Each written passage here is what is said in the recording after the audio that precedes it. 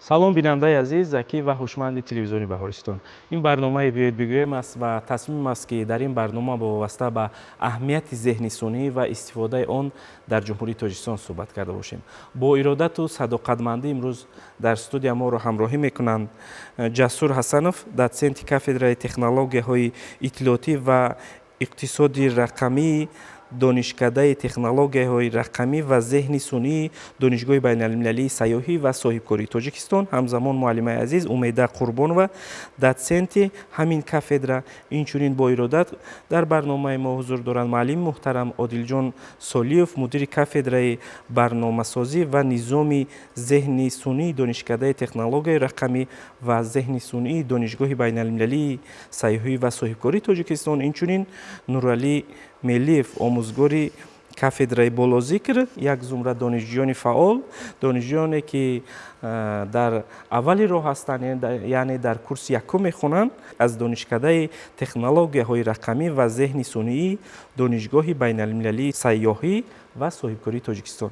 ҳар яки шуморо хушомадед мегӯем, ташаккур ки омадед ва интизор меравад ки як таҳлили хуб, суҳбати солиму созанда ва илман асоснокро ба бинандаи азиз телевизиони Баҳористон пешниҳод мекунем.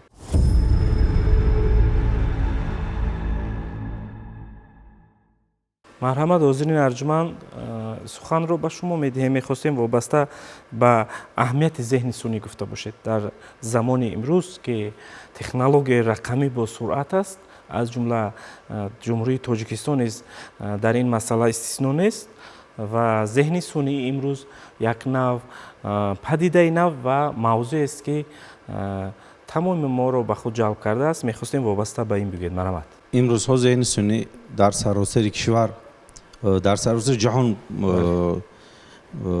яке аз пешқадамтарин саунд ба ҳисоб меравад. дар Тоҷикистони мо ҳам имрӯзҳо барои пешравии зеҳни сунъӣ хеле корҳои васеъ рафта истодааст. бахусус дар донишгоҳу донишкадаҳо имрӯзҳо мутахассисон омода карда истоданд.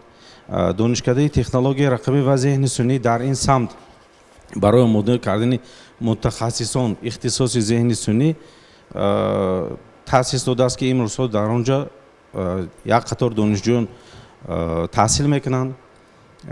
боиси ифтихор аст ки дар донишкадаи технологияи рақамӣ ва зеҳни сунъӣ мутахассисони ин соҳа имрӯзҳо фаъолият мекунанд. мо шахсан банда дар Федератсияи Россия таҳсил кардам дар ин самт. ҷавонон ба ин таваҷҷӯҳи зиёд доранд.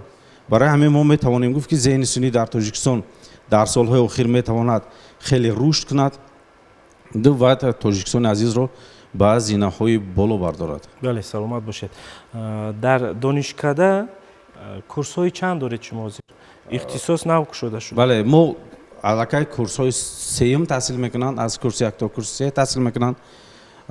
имрӯз курсҳои нисбат ба курсҳои сеюм имрӯз курсҳои якум таваҷҷӯҳи зиёдтар доранд ба зеҳни сунъӣ. бале, он фазое ки масалан буд ҳангоми омӯзиш ё ин ки ҳангоми таҳқиқот, он фазо дар Тоҷикистон айни замон ҳаст ё ки мо дар марҳилаи аввал қарор дорем? дар зинаҳои аввал қарор дорем барои омӯзиши зеҳни сунъӣ, барои пешбурди ин соҳа. бале, яъне интернет ва дастрасӣ доштан ба он ин барои истифодаи пурраи зеҳни сунъӣ мусоидат мекунад. бале, яке аз самтҳои асосии истифодаи зеҳни сунъӣ ин дастрасӣ ба маълумот аст. барои ки чӣ хеле ки мо медонем зеҳни сунъӣ ин худ истифодаи дурусти маълумот дар бораи ин ё он соҳа. ина мисол мегирем дар соҳаи тандурустӣ.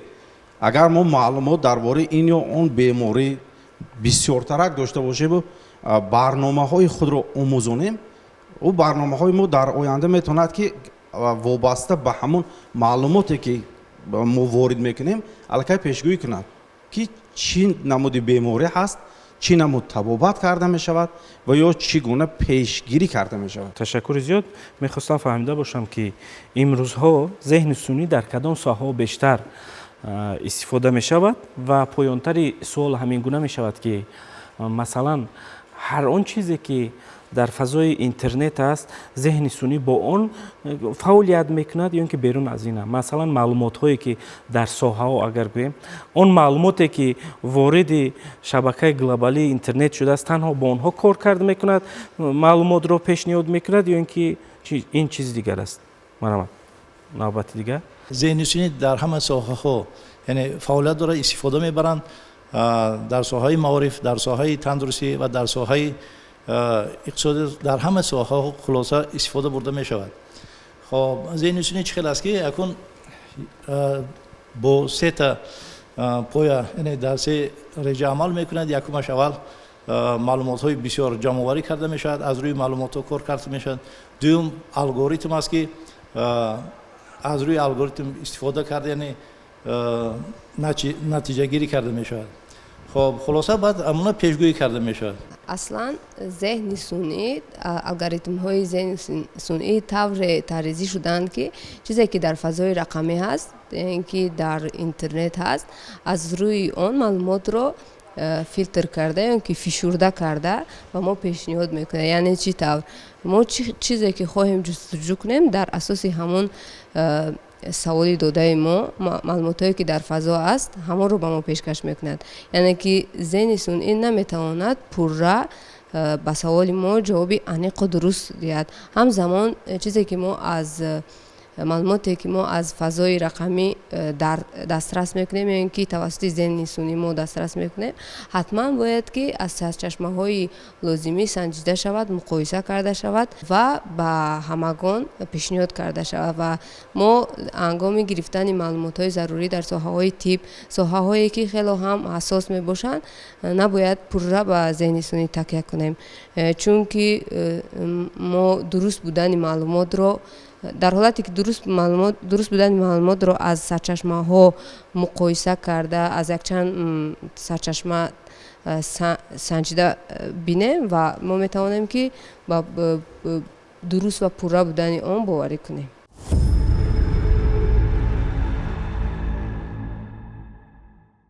ذهن سونی در بعض حالت ها یعنی کمبودی ها دارد یعنی متخصصانی درجه خوب ندارند از همین حساب هم یعنی برای یگان سمت خوب می شود یعنی برای یگان سمت بهتر استفاده برده می شود یعنی برای یگان سمت دیگر باشد خیلی کمتر استفاده یعنی متخصصی خوب او رو نمی آموزاند یعنی که حساب میانه بگیریم بسیارتر دو نمودی معلومات گرفتن می شود یکی از شبکه های اینترنتی می شود معلومات گرفتن دیگری که همون معلومات ها رو به او آموزاندن بله ذهن سونی برای جامعه امروزه چگونه فایده دارد و چگونه خطر خب اگر حساب میانه بگیریم از حساب نادرست استفاده بردن ذهن سونی همه نمود ذهن سونی خطر دارد اما از حسابی که تکنولوژی پیش رفته است یعنی به بعض سوال ها ذهن سونی جواب نمیدهد به مثال یگان نمود سوءقصد یا یگان نمود به خطری اطلاعات یعنی یگان نمود کیبروظیفه است چنین نمود معلومات ها رو جواب نمیدهد از ذهن سونی یعنی میگوید که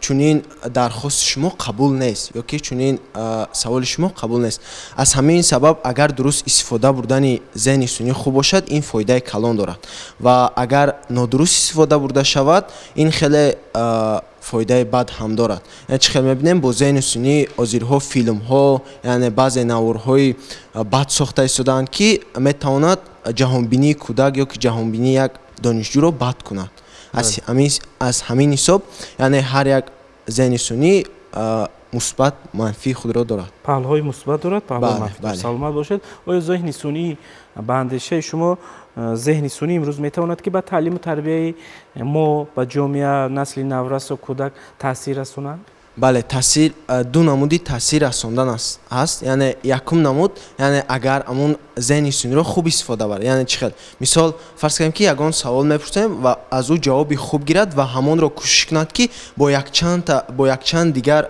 یعنی سرچشمه ها تحلیل کند این خوب است اگر وقتی که جواب رو گیرد و راستی با همون جواب راضی شود این خیلی حسابی میانه گیریم بد است همچون آموزگار ما وقتی که با نسل نورس جوان سر و کار میگیره وقتی که با آنها یگان سوال داده می شود در حال یا اینکه از چت جی پی تی یا اینکه از دیگر نمودی ذهنی سنی پرسان میشوند و فکری خود را ندارند.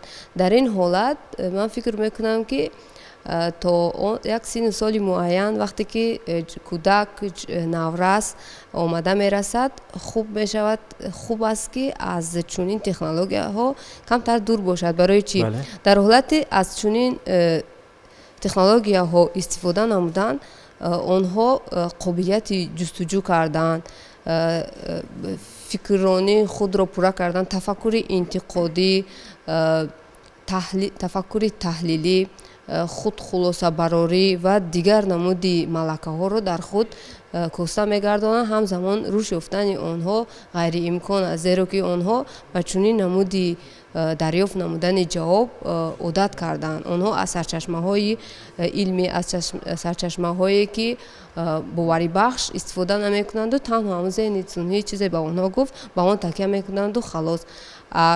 مثلا نسل کلانسال باشد به چنین به یک سرچشمه باور نمی کند، یک چند سرچشمه رو پرسان می شود، جستجو می کند و خلاصه براری می کند. و فکری من همچون آموزگار همین است که ما نمی توانیم که جوانان یا نورسان رو از چنین تکنولوژی ها دور کنیم و محدود ساخته هم نمی توانیم، ولی یک رژه معین با آنها معین کرده شود. همزمان خوب می شود که هنگام آموزش آماده نمودن موادی مثلا سپارش های خانگی دیگر چیزها مخصوصا ادبیات های پیشنهاد کرده شود که از داخلی همون ادبیات با سوال های یا اینکه با کارهای علمی یا اینکه کارهای لایحه‌ای، کار کورسی دیگر چیزها از همان ها استفاده شود و آموزگار همین وظیفه دار کرده شود که از همون سرچشمه استفاده کردن همون دانشجو رو سنجد و در همین حالت قانع شود. بله، سلامت باشید. بسیار هم اندیشه هایتان سالم بودن، سازنده، اندیشه های آینده دار.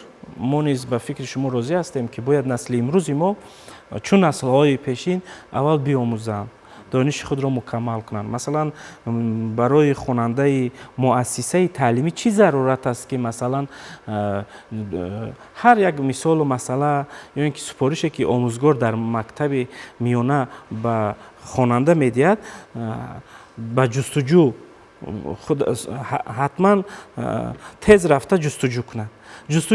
این جستجو در چنانه که شما گفته در کتاب‌های بدیهی باشند، جستجو در ادبیات‌های علمی باشند، در کتاب‌های تعلیمی باشند، آنها بیروند به کتابخانه‌ها و پیش از همه اول دانش خود را مکمل کنند، غذای معنوی گیرند و با وابسته به سن و سال که مکمل شدن، آب و تاب یافته شدن، بعد آن موضوعی که کمی دشواری می‌آورد که گفتیم که عصر تکنیک است، تکنولوژی است، بعضی مسائل است که امروز باید ما استفاده کنیم از ذهن سنی، بعد استفاده کنیم. تشکر برای ابراز نظر. می‌خواستیم فهمیده باشیم که برای ساختن یک مدل ذهن سنی از کجا کار را آغاز کردن ممکن است؟ مرحبا. برای ساختن یک عادی‌ترین مدل ذهن سنی اولین درجه باید مفهوم ذهن سنی را فهمید. پس از فهمیدن مفهوم ذهنی باید از نمود آموزش ها، یعنی که در آموزش در ساختن ذهن سنی است آموزش ماشینی. آموزش ماشینی با یک چند سمت ها جدا میشد. اولین درجه ما باید این چیزا رو باید دونیم، این چیزا رو باید آموزیم که ما کدام نوع آموزش ماشینی رو برای همین مدل یا که همین چیزی که ما میخواهیم سازیم اول همون چیز رو بآموخت. بعدا ما میگذاریم برای ساختن مدل استفاده بردن نیرون ها. بله.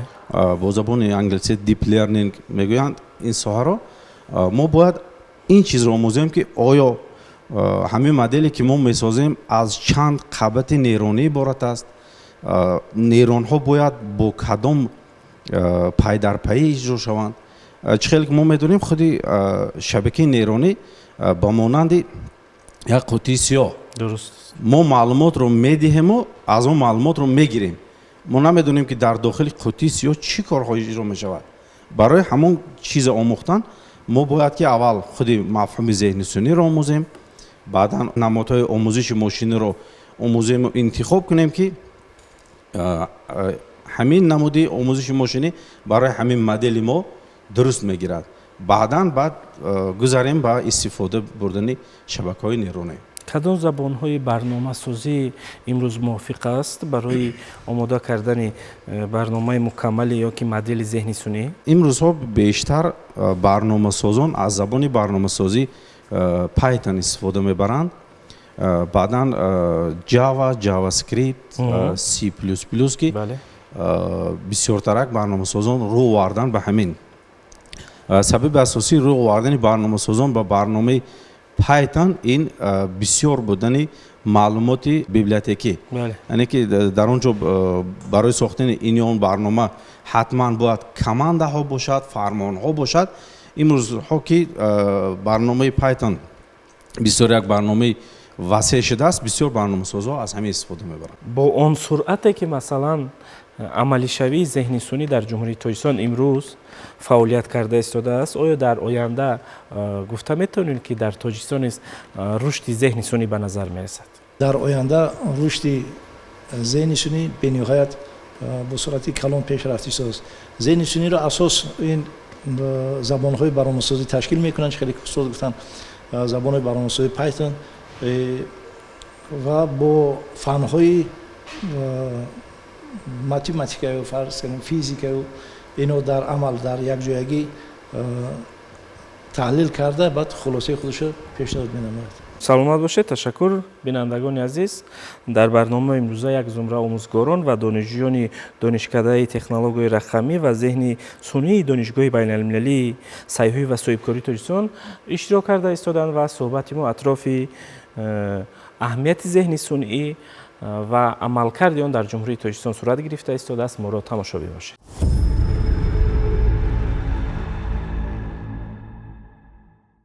می‌خواستیم فهمیده باشیم که آیا ذهنی سونی میتواند که در آینده آدم را عوض کند، یا اینکه مثلا اگر ما نظر کنیم به اون دولت‌هایی که پیشتر از ما استفاده کردن، چی است مناسبت با انسان و ذهنی سونی؟ چی است همین اندیشه تا کدام اندازه موافق مقصد است یا اینکه نادرست است؟ مرحبا. از حساب تحقیقات‌های بین‌الخلقی یعنی بعضی جای‌های کاری رو میتواند گیرد، نه اینکه جای آدم رو. یعنی هر یک شخص یعنی حسیاتی ایجادکاری دارد، حسیاتی احساساتی دارد و بعد مهمیت دوم این است که همون ذهن سونی رو خودش انسان ساخته است. درست؟ یعنی که ما باید استفاده برنده فعال ذهنی سونی باشه. بله، استفاده برنده درستی فعال ذهنی سونی باشه. درستی. استفاده برنده فعال ذهنی سونی نیو استفاده برنده درستی ذهنی سونی. تشکر برای ابراز نظر. معلم اندیشه دارید به فکر؟ از سالهایی که عالم با وجود آمد، انسانیت عقل خود را رشد داد، همیشه در جستجوی علم، دانش و اختراعات بود و ذهن سونی نیست یک اختراعی خود انسان است و وقتی که انسان یک چیز را اختراع کرد یعنی که از او بهتر هم اختراع کرده میتواند و هیچ وقت ذهن سونی جای انسان را گرفته نمیتواند.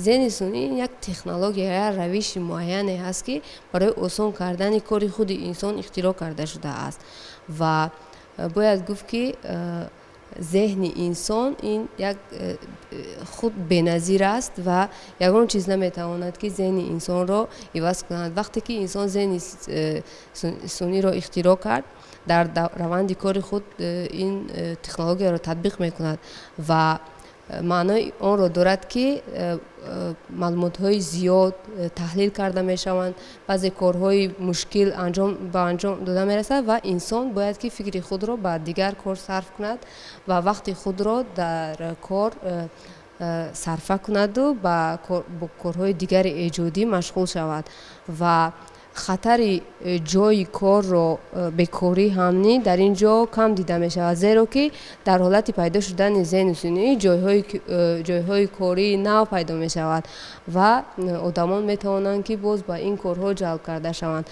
ما هم مشاهده می کنیم که متخصصان در ساحه برنامه‌سازی 10 سال پیش اگر گیریم نه اونقدر زیاد بودن و توجه هم زیاد نبود، برنامه‌سازان کم بودن، ولی این زمان مشاهده میکنیم هر یک جوان نورس میخواهد که قابلیت برنامه‌سازی خود را رشد دهد و در مرکزهای آموزشی جلب کرده میشوند. در دانشگاه‌ها اختصاص‌های برنامه‌سازی قریب که پورا انتخاب می‌گردند از طرف داوطلبان، یعنی که معلوم می‌شود که طلبات نسبت این نمود اختصاص زیادتر شده ایستاده، یعنی که ما باید پیوسته انسان باید پیوسته خود را رشد دهد و خود را همقدم زمان گرداند و از پیشرفت تکنولوژی هیچ وقت نباید ترسید. بله، واقعا هم درست است و درست هم قید کردید که ما خواهیم نخواهیم نسل آینده ما یا که نسل امروزی ما، جوانان ما، اون نفرانی که برای در مکتب‌های عالی کسب انتخاب کنی میکنن، اختصاص انتخاب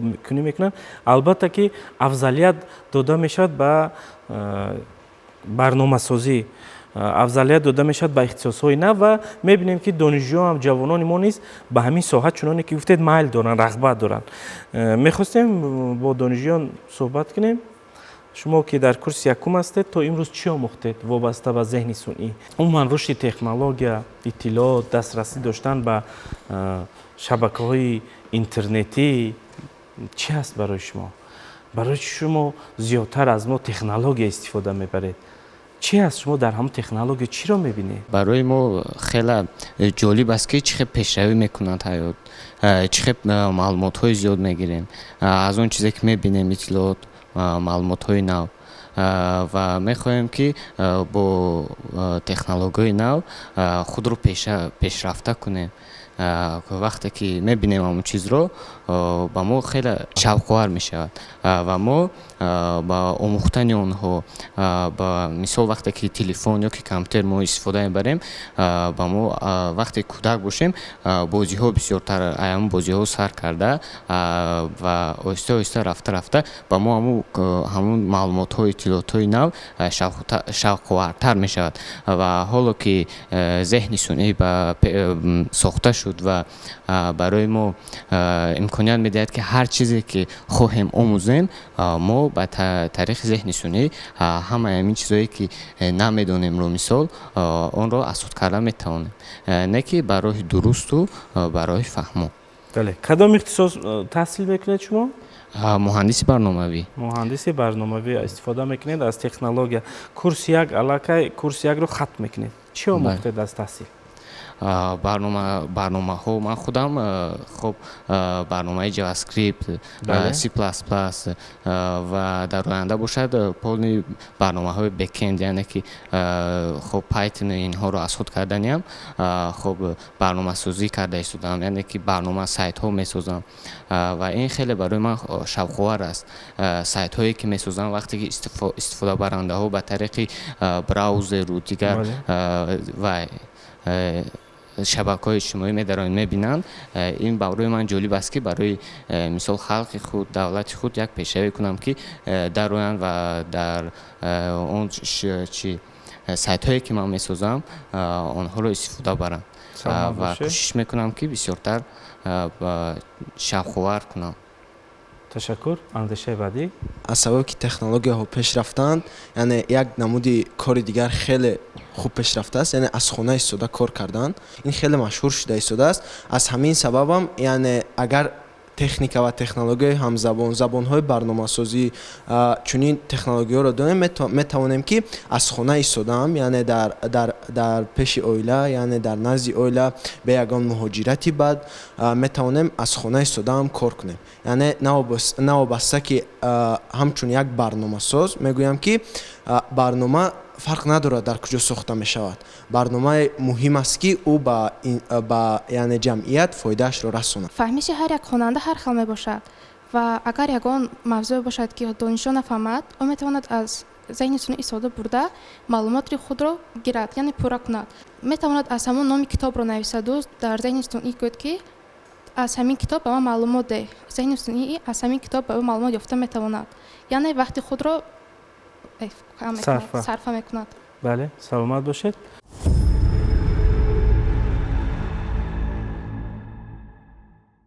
بالاتر معلمه گفتند که бояд ки насли наврас, кӯдакон, наврасон, ҷавонон ҳар мавзӯе ки омӯзгор пешниҳод мекунад, рӯ ба технология, аввал рӯ ба технология наёранд, ба ҷустуҷӯ нараванд. Ҷустуҷӯ дар адабиётҳои илмӣ бошад, ҷустуҷӯ дар китобхонаҳо бошад, ҷустуҷӯ дар омӯзиш бошад. савол ҳамин гуна мешавад ки оё лозим аст ки дар ҷумҳурии Тоҷикистон барои танзими истифодаи зеҳни сунъӣ қонунгузории махсус таҳия гардад? чӣ назар аст? дар рафти рушди ҷомеа монеаҳо ва баъзе хатогиҳо дигар ҷиҳатҳои манфӣ пайдо мешавад ки танзим намудани ин раванд аз тарафи давлат, ҳукумат ки сурат мегирад ва дар ҳолати пайдо шудани зеҳни сунъӣ ҳам аз ҷиҳати насли наврас бисёртар ба он такя мекунанд, ё ки ҷавонон умуман ҳама қишри ҷомеа ва аз ҷиҳати дигар хатарҳои сиёсӣ ҳам дорад. дар ҳолати пайдо шудани аз вақте ки технологияҳо пеш рафтанд ва зеҳни сунъӣ пайдо шуд, дар фазои рақамӣ дипфейкҳо ва дипфейкҳо бисёр дида мешавад. яъне ки тавассути ин технология видеоҳои ҳар гуна омода мекунанд, маълумотҳои ҳар гуна, расмҳои нодуруст, фейк таҳия карда дар шабакаҳои иҷтимоӣ паҳн мекунанд ва истифодабарандагони ин шабакаҳо ҳатто назарсанҷӣ накарда хулоса мебароранд ки дар ин давлат чунин шудааст, дар ин мамлакати дар ин видео чунин маълумот пешкаш карда, яъне ки бовар мекунанд ва ин ҳамзамон ба сиёсат ҳам пайвастагӣ дорад, яъне ки метавонад насли ҷавонро ба ҳар роҳ бурда расонад ва вобаста ба ин танзими чунин раванд бояд ки аз тарафи давлат назорат карда шавад, қонунгузорие омода карда шавад ки чунин паёмадро пешгирӣ намояд. чӣ тавр мо наметавонем маҳдуд кунем, вале аз паҳн гардидани чунин дипфейкҳо ва расмҳои сохтакоришуда, яъне ки намедонам ҷазо дода шавад, ё ин ки чунин намуди аккаунтҳо, ё ин ки саҳифаҳои иҷтимоӣ яъне ки аз байн бурда шаванд, чунки як расм ё ки як дипфейк, як видеои сохташуда метавонад ба зеҳни як кӯдак, як ҷавон, як наврас ки айни ҳол айёми рушди онҳо аст, метавонад таъсир расонад ва дар оянда хатарҳои бузургро ба вуҷуд оярад. яъне ки шояд ин як дипфейки шӯхиомез бошад, ё ин ки дипфейки на он қадар мо инро ҷиддӣ намегирем, лекин паёмадҳои на он қадар хуб дорад. мехостем акнун фаҳмида бошем ки имрӯз дар ҷомеа тамоми нафарон, аксар нафарон истифодабарандаи зеҳни сунъӣ ҳастанд, аммо он нафароне ки дар зеҳни сунъӣ барномасозӣ мекунанд, он нафароне ки масалан зеҳни сунъиро бо пуррагии илман асоснок мекунанд, ин фикр мекунам ки олимону донишмандон ҳастанд дар мактабҳои олӣ. масъулияти равшанфикрони мо вобаста ба зеҳни сунъӣ чӣ аст? масъулияти мутахассисони мо вобаста ба зеҳни сунъӣ чӣ аст имрӯз? Масалан ҳамаи мо ҷомеа барои ҷустуҷӯ кардан, барои кори худро анҷом додан истифода мекунем зеҳни сунъиро. барои мутобиқат кардани зеҳни сунъӣ дар шароити имрӯзи Тоҷикистон метавонем ки зеҳни сунъиро мо миллӣ кунонем.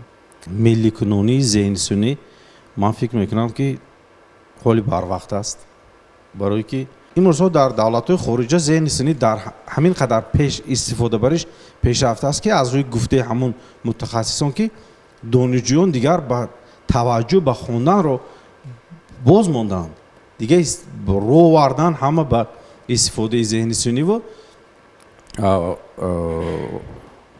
амал кардан ба зеҳни сунъӣ ҳама қадар пеш шудааст ки дигар донишҷӯён аз хондану аз навиштани барномаву аз дигар чиз ба қавли ҳаёт даст кашиданд.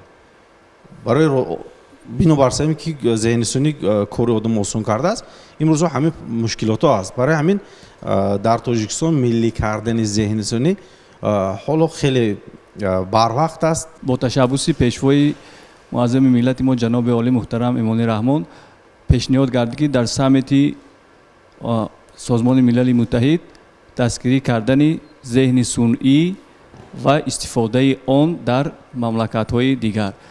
хеле боиси хурсандӣ аст ки дастгирӣ аз тарафи созмони милали муттаҳид тасдиқ карда шуд ва имрӯзҳо дар Тоҷикистон бошад барои истифодаи рушди стратегияи зеҳни сунъӣ аз соли 2025 то 2040 амалӣ карда истодааст. яке аз донишгоҳҳои мо бошад агар аллакай истифодаи онро амалӣ карда истодаем. саломат бошед, ташаккури зиёд. воқеан ҳам ҳукумати ҷумҳурии Тоҷикистон дар самти истифодаи зеҳни сунъиё ки ба миён мондани зеҳни сунъӣ дар фазои Тоҷикистон кӯшишҳои худро карда истоданд. ин ҳам бошад пеш аз ҳама дар мактабҳои олӣ таъсиси ихтисосҳои нав, таъсиси факултетҳои нав, таъсиси кафедраҳои нав ва ба онҳо ҷалб кардани ҷавонон. пешвои миллат дар тамоми таъкидҳояшон, дар тамоми суханрониҳояшон мегӯянд ки вақте ки мо мехоҳем ин ё он масъаларо пайгирӣ кунем, ҳатман ки аввал мутахассис дошта бошем.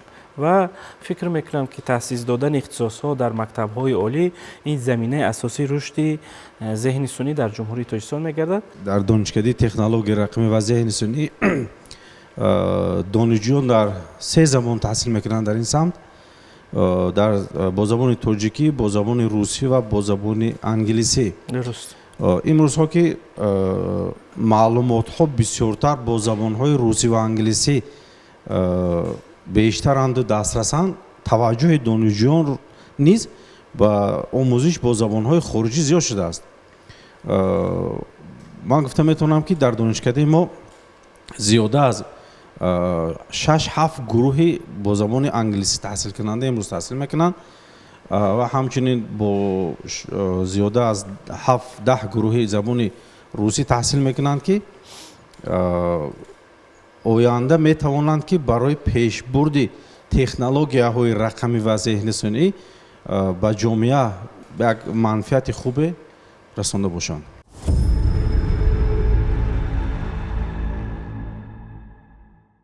мо эътиминон дорем ки шумо бо як дониш, бо як маҳорат, бо як ҷаҳонбинӣ дар оянда он барномаеро месозед ки воқеан он барнома барои ҷомеаи имрӯзи мо зарур ҳастанд ва васеъ истифода мекунанд. барои суҳбат ба ҳар яки шумо изҳори сипос мекунем. ташаккур ки омадед вобаста ба мавзӯи як нав муҳим ё ин ки ба мавзӯи имрӯз ки барои ҷомеаи мо зарурӣ асту муҳим аст, зеҳни сунъӣ ва аҳамияти он ва истифодаи он дар ҷумҳурии Тоҷикистон суҳбат кардед ва бинандагони азиз дар барномаи имрӯзаи мо ҳузур доштанд бо иродату садоқатманд як зумра омӯзгорон, мутахассисони соҳа аз донишкадаи технологияи рақамӣ ва зеҳни сунъии донишгоҳи байналмилалии сайёҳӣ ва соҳибкории Тоҷикистон, ҳамзамон донишҷӯёни фаъол ки мехоҳанд ки дар оянда барномасозони хуб шаванд. ва бинандагони азиз дар ҳамин ҷо ба суҳбати имрӯза ба таҳлилҳо нукта мегузорем. пешниҳоди барнома аз ҷониби мо сурат гирифт, иродати қабул аз ҷониби шумост. хайртан, сиҳатхон обод бошед.